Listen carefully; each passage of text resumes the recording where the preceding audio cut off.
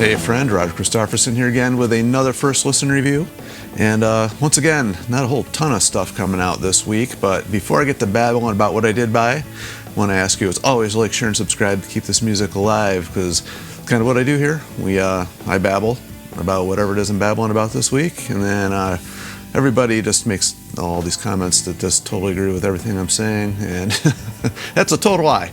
But anyway, before we get into it, I just want to say that sometimes I just pick this stuff because it's just bands that I love. It's not because I know it's going to be the most popular thing out there or whatever, but that's kind of why I do this. I'm just like, I just love talking about music and sharing stuff that I think maybe people don't know about. It's not always because it's the most popular release of the week, and this definitely falls into that category, I think, maybe.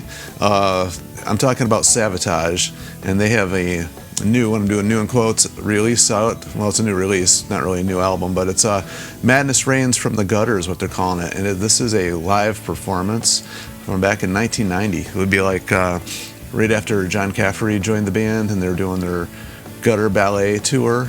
It was a place called the Palace. It was in Hollywood. And this is right, I think it was, if I remember right, because I actually just listened to this, I think he said in the concert that this is the first show of the tour. It was like a radio broadcast. And, they're just one of these bands that I can't remember how exactly. Oh, I know, I remember now, actually. It's weird because I don't plan this stuff out at times. I'm just always winging it. But I remember actually the first time I saw these guys, I had a friend of mine who had a dish, like one of these big dish things in his yard, and he could pick up all these weird channels. And we used to pick up this Canadian channel called Much Music, which was like the Canadian version of MTV. I don't think it was on cable at all, but I just remember him having that and just watching all these cool videos. And I can't remember if there was a certain show or it was just all the time. My memory's a little blurry on that version of it, but I remember seeing this video. Actually, not. I can't even say what song it was. It was Hall of the Mountain King that I saw, like the very first thing I ever heard from these guys, and I was like, that is cool. I don't know who these guys are, but I need that album. So went out and got it, and of course, I absolutely loved it. That's the song "Strange Wings" was on there, which I remember listening to a lot. That one's like probably the most melodic thing I think they've ever done. It was kind of, my younger days, that one's the one that kind of reached out and grabbed me the most. And I just remember 24 hours ago from that album, well, I think it was the first song. It's been a while since I listened to it, but that one just kind of, just reached out and grabbed me. Of course, they went down, this is right when they actually kind of changed their style. They had a couple albums out before this, and this is kind of when they changed their style and continued to go down the more theatrical route after this, Gutter Ballet being like the first big thing that they tried. Paul O'Neill, I think that's, maybe he came into play actually before that on the Hall of Mountain King album. I don't remember for sure now. I probably should have went back and looked, but I'm sure somebody will correct me or point it out in the comments. That's what this is all about. We're just chatting as friends. And anyway, so I really love this band. Got everything they did. I was kind of bummed when they switched singers. I'm not really exactly sure why they did that. And, because I always like John's voice, excuse me. And Chris's guitar playing was just what really, really grabbed me the most. It was just the sound of his guitar, and just the notes he chose for his solos were like different than what anybody else was doing. And he just had this unique style, and it's such a tragic loss, but it was kind of cool to see the band go on, and still remain in that vein, although it was never really the same. Different singers, different guitar players. They actually made one album that was really, I can't remember what the name of it was, but it was a different singer, and I remember not liking it at all. But anyway, back to this one. This is when they're in the height, I think, of their creativeness and like really finding their voice and doing what they did best. I think John sounds great singing on this. I was so impressed with how good he sounded on this. It actually starts with the song "City Beneath the Surface," which, I guess it was a good choice for an opening track. There's tons of songs they could have chosen, at this point in the career, they just had, and just to think how many more like awesome songs they wrote. I can't imagine with bands like this how hard it is to choose which songs to play. This is actually fairly early on. I think they might have had a tough time figuring out what songs that they were going to do. All they did, there's 19 songs on this, so they did do quite a few, but starts out with a whole lot of energy. Just like I said, John sounds great. I mean, if you're into that style of singing, he's got a very unique voice. I really can't think of anybody else that even sounds like him, quite honestly, which I always found that strange that they replaced him. And Zach's a great singer, don't get me wrong, but they replaced him with somebody that sounds more mainstream. I don't know if it's a record company thing or what, but I thought it was just strange they did that. And anyway, but so he sounds really good on here. They go through, I mean, quite a strange range of songs. White Witch, I actually always liked that song. That's always really cool. And of Rage and War, two songs I just remember listening to all the time. Track number 4, She's in Love. That one was like probably I wouldn't say my least favorite, but it's definitely not top of the choice of songs I would have preferred to hear in a live setting, but it's still a good song. I don't think there's anything that's really horrible that they ever did. I just think they have so many other good songs. I just would have thought they might have chosen something different than that, but it is there nonetheless. Of course, track 5, Mentally Yours. I'm not going to go through every single track here, what my thoughts are on every single little one, but I'm going to highlight a couple here because I don't want this review to go on forever. But of course, track number 6, 24 Hours Ago.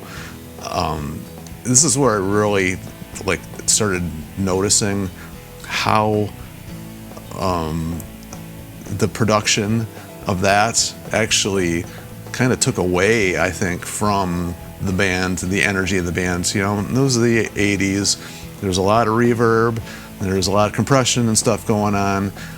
You don't have that going on here in the concert, live concert setting. And this song, where I really noticed, probably because it's the first song I've ever had owned. When I first bought their first cassette, and I've heard the song so many times that it initially kicked in that there's a lot more energy here. Although, it still has that sound of the album. It's just them. I always believe when they say the artists, the sound, you can put them on any guitar they want, but it comes through their fingers. The sound of the artist comes through the fingers, and of course, Chris, proves that here anyway. Not that he has anything to prove, but definitely shows it here. And then it goes on to Legions, and of course, Strange Wings, which I mentioned. This is also another one I remember listening to how much just room reverb there was on this recording, and it's just, when it's not there, it just sounds so much more powerful. It's actually, like I said, it's probably the most melodic, it's up to this point anyway, song that they had, still being heavy, although it does have that weird verse to it that makes it all creepy and whatnot, and then it gets to the bigger, more powerhouse chorus, I guess. Hounds on here, which has also been one of my favorites. I thought it was an odd choice. Track number 10's Temptation Revelation, just odd choice. And then their big hit at the time was When the Crowds Are Gone. A lot of keyboards in it, and nothing against the keyboard stuff. Sometimes it makes things sound really epic. That's what John does. He plays keys. How he writes a lot of this stuff, because he does write a lot of stuff. Him and Chris write, I think, everything. At least up till this point, with Paul, coming in. I don't know if he actually did anything with music or just storyline and lyrics and stuff. Don't really remember, but this was huge. I remember seeing the video all the time.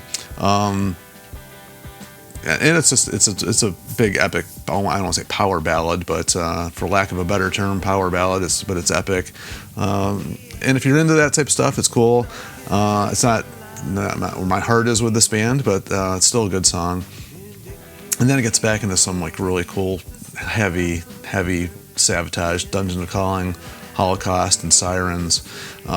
Just beating you in the face, which was just so cool hearing these songs live, because I never got to see these guys live. So just sitting here listening to it is just, and it's weird because it's not the album itself, it's just the band playing live, but it still brought me back to that era. It's weird how music can do that. It just brought me back in time, teen years. Just remember in college just listening to this stuff all the time with my friends, and they hadn't heard of this band, so I was like the first one to introduce them to it, because I was always the guy that bought all the weird music and took chances and just buy albums based on album covers and something I read in a magazine. So I just remember having this and playing this stuff like all the time. And then we get to the Power of Night, you know, covers, or the title track of their Power of the Night album, and with the aforementioned Hall of the Mountain King, which just sounds so epic here live. And John is just killing it vocally. I guess that middle section where it gets all, I don't know, almost symphonic, I guess. It's like I guess it was my first introduction. I think these are one of the first bands that kind of like started that genre. Love it or hate it, I think it kind of started right around here.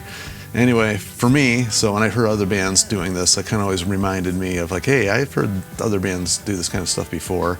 Hall of the Mountain King just kills.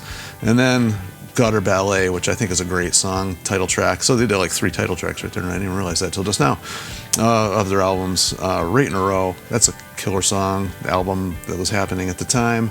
And then they end with a couple oddball ones. I never would have thought this would be like the songs I would ever choose to end a Savatage show with, but Thorazine Shuffle, which just an odd song, but heavy. It's definitely out in left field a little bit for these guys.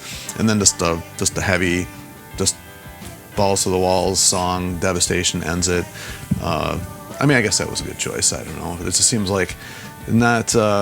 usually bands end with like whatever their biggest song is. I don't know if Devastation would classify as one of their biggest songs, so I just thought it was odd. But either way, I love this album. It was really good, which is why I'm babbling about it and going on. It's already carrying on way longer than I wanted it to, I can see already.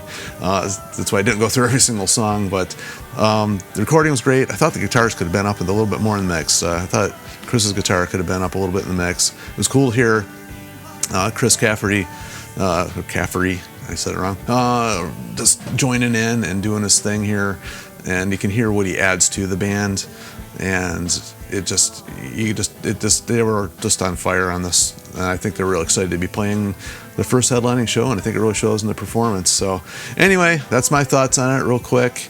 I would love for them to do some more stuff. I know they're out there touring, or were touring. I'm not sure how involved John is in that stuff, but I'd love to hear them do something, just because it's just cool to keep their memory alive.